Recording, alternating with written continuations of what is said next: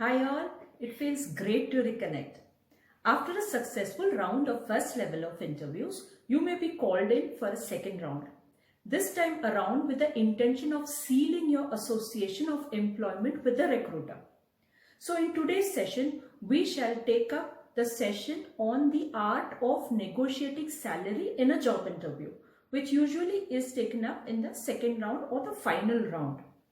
Before going to negotiate salary, there is a very important prerequisite that you need to meet for yourself. That is, assess your salary eligibility quotient. Now, what is the salary eligibility quotient? It is very simple. This is a self-assessment of your market value or your worth. How is this derived? Again, simple.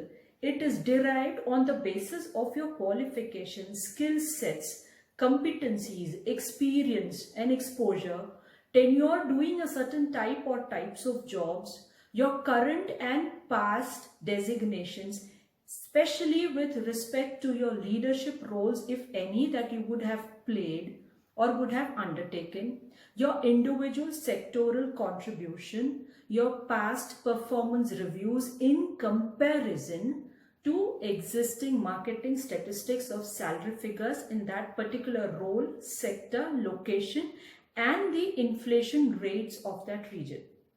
So this is how you arrive at the salary eligibility quotient or your own worth. How would you do this? Now there are a few tips, maybe 2 to 3 that I can offer you at this point. Meet people currently or previously associated with the company to find out the salaries that are offered.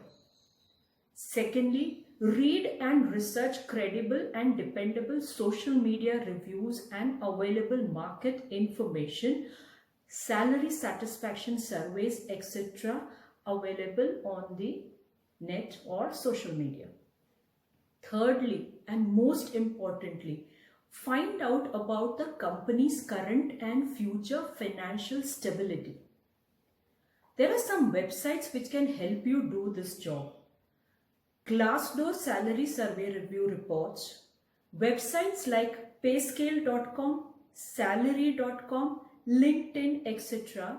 are websites which give information on salary ranges existing in countries like India, US, Canada, China, UK, Mexico, Germany, France, Poland, Ireland, Brazil, Argentina, etc. All these provide customized and also comparative information on salary figures existing in a certain region at a given point of time.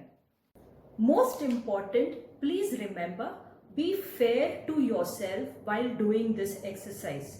Not to overvalue or undervalue yourself while deriving your salary eligibility quotient, because both these approaches of overvaluing or undervaluing will devalue your worth.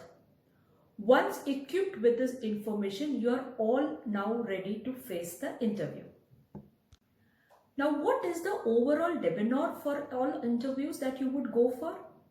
Please be a well-informed candidate. Just walking into demand doesn't make sense.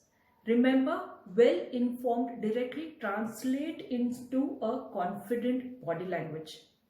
Secondly, have the humility to accept the graciousness of the company towards you to be called again for the next round.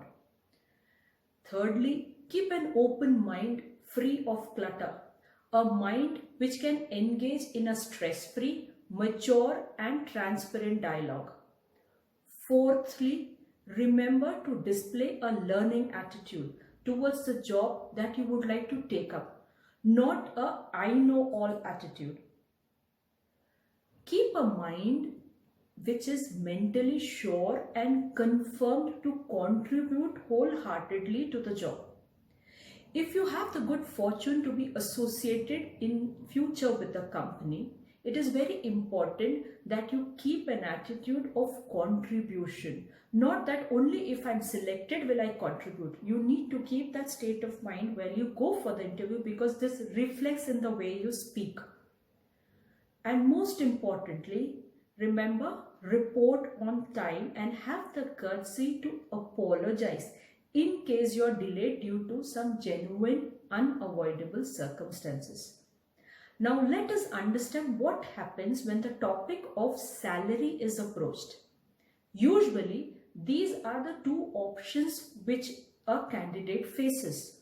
One, you are asked by the recruiter as to what are your salary expectations. And this session is all about facing this part of the interview. The second option is, if not broached upon by the recruiter, then you may volunteer from your side to ask the question as to what would be your salary. How to face this situation also will be dealt with towards the last part of today's session. Most of the times, recruiters would like to opt for the first one, in which case you need to take up a safe approach wherein neither you nor the recruiter feels offended. Let us understand 4 ways to approach this situation. The first and the most preferable option is you state a fixed amount, the amount that you have arrived at by assessing your eligibility quotient. Support this claim with plenty of real-time work achievements from your past record. The second one, stating a range. This range should start at the minimum after your eligible amount. That is approximately 50 or 20% above your eligible amount. Agreed that it's a employer's market today, especially considering the pandemic and the economic conditions companies are going through. Of all the times, it's critical for you to emphasize all the value adding projects that you have done recently and how committed you were. Moreover, this may sound like a hard nut to crack for the recruiter, but then that's it. That's your market value and that needs to be appreciated. If it's a company who is seriously looking at long-term innings with you, then or possibly working with you or growing together, they will certainly consider and hire you. Good recruiters will respect, acknowledge and accept market statistics of salary. If it's a company who is not long-term in its intention to keep you, then they may dilly-dally to pay you what you deserve. The third option to approach the situation. Stick to asking questions than making statements. You are neither there as a legacy nor as a beggar. You are there to discuss work. Employment of manpower today is a very clear business transaction for the company, and hiring the right talent is an investment. You are there for business, so no statements. Questions help facilitate a dialogue. So instead of saying, I deserve so and so amount, you can say, correct me if I'm wrong, but I've heard people like me typically earn so and so for this role. What is your opinion on this, sir or ma'am? An inclusive approach helps the recruiter to settle down to your expectations and buy him time enough to reason out and deliberate on the scope to maximize mutual interest. The last and the final approach. Alternatively, do your research and have a sense of what's appropriate for the market. Put together a thoughtful counter proposal. Frame the discussion on mutually beneficial terms, as in, here's what I'm asking for in order to join the organization, and here what the company is going to benefit by having me on board. Map the future ROI of your position. Be clear and confident with numbers, facts and figures that you would give to the company in case you're selected for the said position. This approach may also work in your favor. A small alert or an advice to approach salary during COVID times. This race may not happen immediately is what experts are saying today. So how do you approach the situation? Firstly, let your desire for higher pay be known to them now, today, when you're going for the interview. Because having a good performance track record written down displays the reasons for higher pay may pay off when times are better or when the economy improves in future. Secondly, in such times, a very good suggestion is that instead of stating the desired salary, you may request the potential employer to disclose a salary range first. This way, you won't either inadvertently suggest a salary far lower than what the company was planning or willing to pay you, neither price yourselves out of the job. Next, please remember, if it is a position offering standard value to the organization, the compensation for the position will be the same regardless of the pandemic. Alternatively, companies may also be open to avail your services or recruit you on a temporary incentive pay. This may return to standard normalcy rates of salaries on the conclusion of the pandemic. Now coming to that part of the interview where the recruiter may initiate to state the salary, then asking you as a candidate. First, hear out completely. Ask all the vital information. In this case, advice is do not hurry to respond with an immediate yes or no. You may need to weigh the options of whether you have complete idea of the financial implications in the offer. Secondly, take your time to decide, seek his or her permission to revert later. And once you are done with your homework and are sure of your decision, please remember to revert back to the recruiter within the time frame committed by you with a clear yes or no. Last but not the least, I am a strong believer in the adage, if the thought of you going to your workplace daily doesn't bring a smile to your face and you're not looking forward to it, then it's high time you start looking at alternatives.